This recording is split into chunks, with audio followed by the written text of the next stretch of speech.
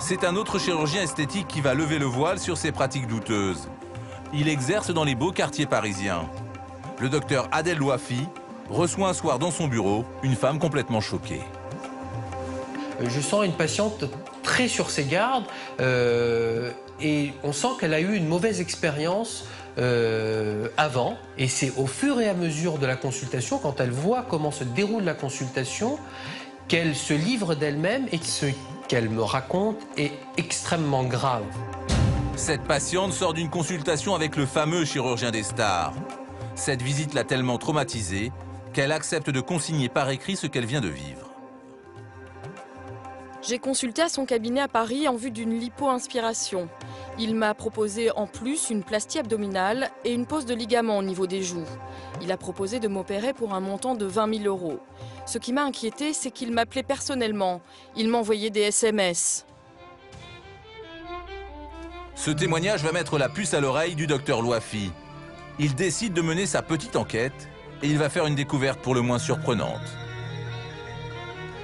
La première chose que je fais, c'est quelque chose que tout patient peut faire, c'est de me rendre tout simplement sur le site internet du Conseil de l'Ordre et de vérifier les qualifications du praticien pour vérifier s'il s'agit bien d'un chirurgien esthétique. Et là, je suis extrêmement surpris par ce que je découvre. Il s'agit en fait tout simplement d'un médecin généraliste. C'est une usurpation de titre, un délit grave. Il risque une interdiction d'exercer jusqu'à 5 ans. Ce médecin réussit à se faire passer pour un chirurgien plastique depuis des années, notamment grâce à son site internet.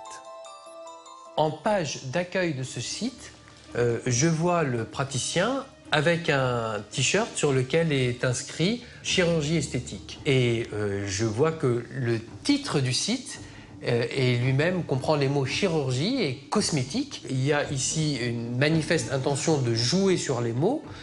Donc un patient peut tout de suite penser, rien qu'en voyant ces deux éléments, qu'il s'agit tout simplement du site d'un chirurgien esthétique.